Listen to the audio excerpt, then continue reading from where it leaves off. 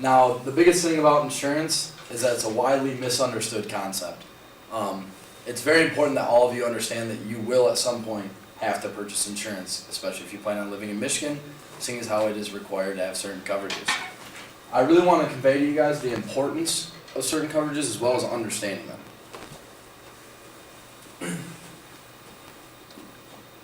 So first off, a lot of people will ask when they get in an accident, wait, whose fault is this? Michigan is technically a no-fault state.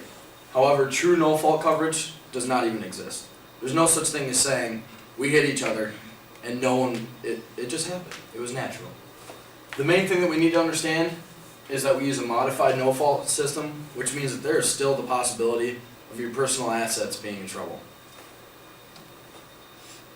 The basics here, a lot of people will say, okay, I have a 1990s car. I just have PLPD coverage on that car. PLPD is technically not even real coverage in the state of Michigan due to the fact that we are no fault. It's actually known as bodily injury and property damage. What we're talking about here is the fact that the state will say, you need to have 20/40, but they won't even mention the 25. What we're looking at here, 20/40, this is technically your bodily injury coverage. What it's saying is, this is liability insurance, which a lot of people understand insurance is the actual risk of something happening. So what you're saying here is this 20/40, 20 would be what would be paid out to the individual that you may injure. If I'm driving my car and I hit you and you're injured, 20, you're not looking at your own policy to pay for this. My policy is going to cover that $20,000 and it's going to pay it out to you. But it's for the individual. So if there's 3 people in the car, the maximum that anyone would receive, and this is if you just have the state limits, the minimum, would be 20 per person, $20,000, but it's only going to go up to a maximum of $40,000. So if there's 4 of you in the car, the insurance company is only going to pay for $40,000 of that damage. The biggest thing that we need to understand is that's where a lot of us would say, well, I want the cheapest rate when I'm paying for auto insurance. Then you have to understand that's how much risk you're putting back on yourself. A lot of times when it's dealing with lawyers or situations like that, they'll settle if you have $100,000 of coverage, which is not that much of a boost in how much it's going to cost you a month. If you have $100,000, it's more likely that someone's not going to sue you and go after your assets, your home, your family, things like that. They'll just take that $100,000 and say, that's fine, which then boosts your limits. If you go $100,000 to $300,000, what that's saying is we're going to pay $100,000 per the individual that's damaged and $300,000 total. Then it also upgrades the 25-year, that's that property damage. So when people say, in other states, oh, I have PLPD, what they're really saying is, I have bodily injury protection, that liability insurance for when I hurt somebody else.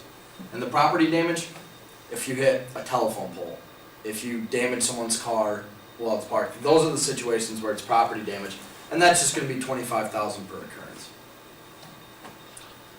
Now, obviously what people often misconstrue is when they say I have 20/40 coverage, well, that means if I get in a car accident and I'm hurt, I have $20,000 worth of coverage.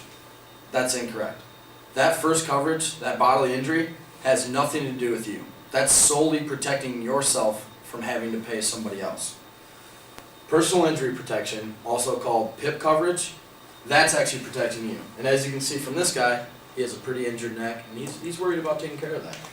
So what we're looking at here is these are the coverages that are going to coordinate with, if you're currently employed and you have health insurance or disability insurance through work, you can take a large cut to your insurance premium by simply saying, okay, if I'm hurt to the point where I'm never going to be able to work like I used to, I want my insurance company to pay what my, beyond what my company that I work for right now would pay.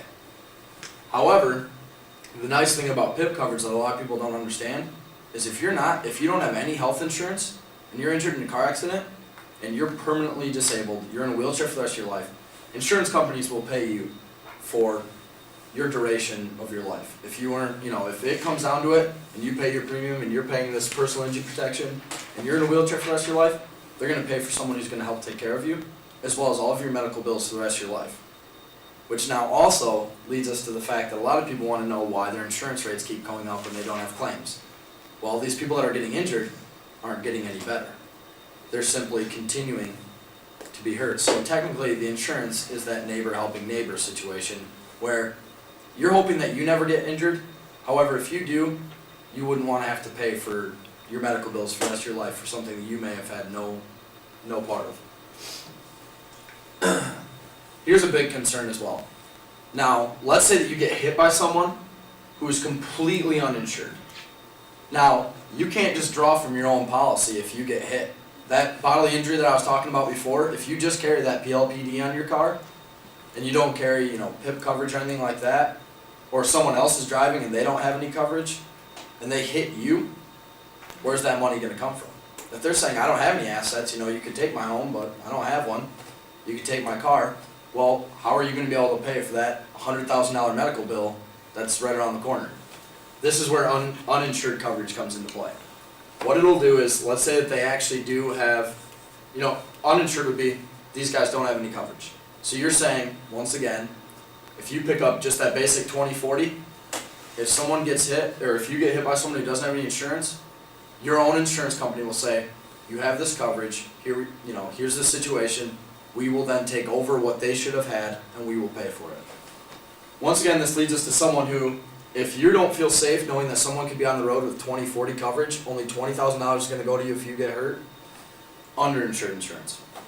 You could turn around and upgrade your limits to $100,000, and what you're saying is, when I get hit by someone, and they can only pay me $20,000, I don't even want to have to worry about having to pursue after assets or anything like that. I want to simply turn to my insurance company and say, hey, I have $100,000 in medical bills, I got $20,000 from them, and then the $80,000 would be pulled from my own insurance company.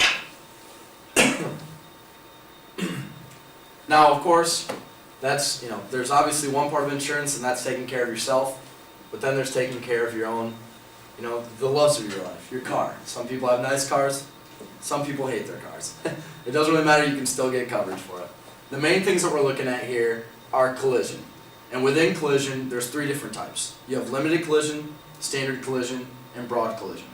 Each of these have to do with whether or not you're going to pay the deductible. If you have limited collision, what you're saying there is, even if I'm not at fault, if my car is just sitting in a parking lot and I get hit, I'll pay my deductible. If I have a $500 deductible, what that means is, if I have $1,000 in damage, the first $500 I'm going to pay, the insurance company takes the next $500. The deductibles are there to reduce people from making many claims for, my keys scratched the side of my car, I'm going to turn in a $25 claim. It's those kinds of things to help protect people from having to pay too much a month. As well as that, that there's a lot of things that may happen to a car where someone says, there wasn't... Do you have a question? No, not a question, your time. Oh, time? That's it? Well, keep going, but you're over time now. Okay. Well, I'll just finish up with comprehensive coverage then. The main thing that we're looking at here is these are called good old act of God coverages. If a tree falls on your car, you can have coverage. Alright, so I hope all of you understand at least insurance a little bit better, and I hope you have a nice day.